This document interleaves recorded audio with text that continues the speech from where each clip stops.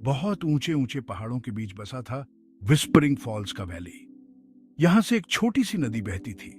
इस वैली में तरह तरह के जानवर रहते थे। हिरण घास के मैदानों में चरते थे, बंदर पेड़ों पर उछल कूद और बातें करते, चिड़ियां अपनी मीठी आवाज से हवा में संगीत घोल देती। हर सुबह वैली की शुरुआत सुनहरी धूप के साथ होती। यह जगह शांति और प्यार का घर था। सभी जानवर मिलजुल कर रहते थे। वैली के सारे रिसोर्सेज वो आपस में बांटते थे, एक दूसरे का ख्याल रखते थे। ये वैली उनका अपना घर था। वो सब एक परिवार थे। पहाड़ की चोटी पर रहता था ओलिवर, एक बहुत समझदार उल्लू। ओलिवर ने बहुत से मौसम बदलते देखे थे।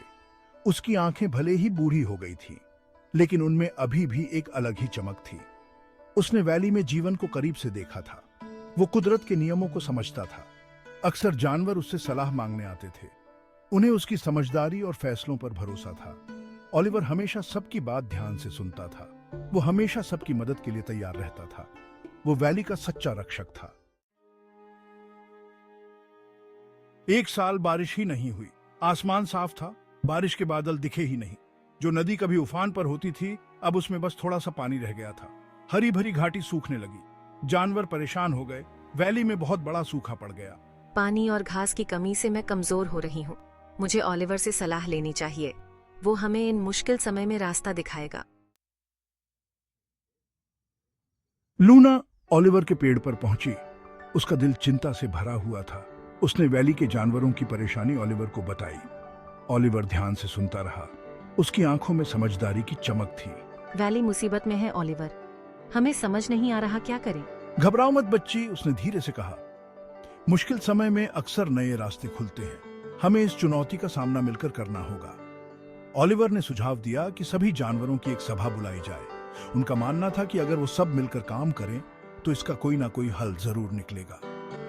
ओलिवर की बातों से लूना को हिम्मत मिली और वो सबको इकट्ठा करने के लिए दौड़ पड़ी।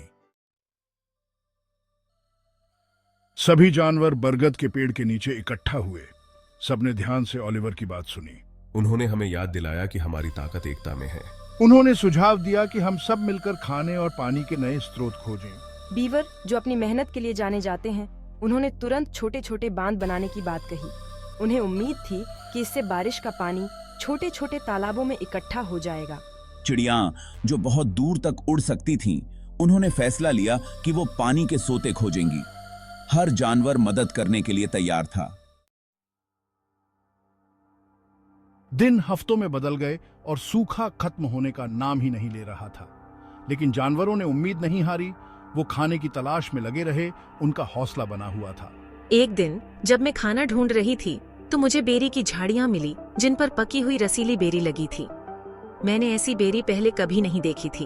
अपनी इस खोज से खुश होकर वो भागी भागी बाकियों के पास गई। बेरी खाने और पानी का एक अच्छा जरिया थी। सभी जानवरों ने बेरी खाई। उनका मन हल्का हुआ। हालांकि सूखा अभी खत्म नहीं हुआ था, लेकिन बेरी मिलने से उन्हें उम्मीद की किरण दिखाई दी। उन्हें पता था कि जब तक वो सब एक साथ हैं, वो किसी भी मुश्किल का सामना कर सकते हैं। एक शाम आसमान का रंग गहरा हो गया। हवा तेज चलने लगी और बारिश की खुशबू आने लगी। सभी जानवर खुशी से चिल्ला उठे। उन्हें पता था कि उनकी प्रार्थना का उत्तर मिल गया है। आखिरकार बारिश होने वाली थी। जोर से बारिश होने लगी, सूखे और निराशा को धोकर ले गई। प्यासी धरती ने पानी पीना शुरू कर दिया। नदी में फिर से पानी बहने लगा। उसकी आवाज संगीत की तरह थी। धीरे धीरे वैली में फिर से जान आ गई।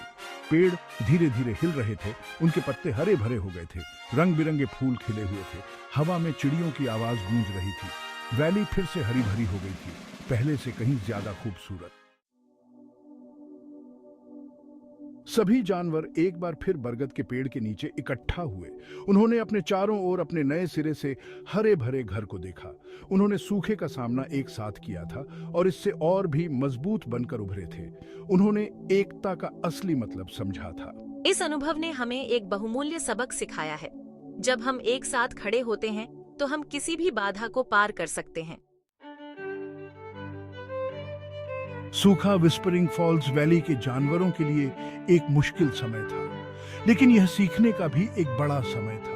उन्होंने एकता की शक्ति, संसाधनों के महत्व और उम्मीद न छोड़ने के महत्व को जाना। जानवरों को पता था कि उन्हें भविष्य में भी चुनौतियों का सामना करना पड़ेगा, लेकिन वे तैयार थे। उनके पास एक दूसरे का साथ था और बस यही मायने रखता था। विस्परिंग फॉल्स वैली केवल उनका घर नहीं था, बल्कि उनके अदम्य साहस का प्रतीक था। नेता टाइप आधा काम मत करो, सब्सक्राइब के साथ साथ बेल आइकॉन भी दबाओ।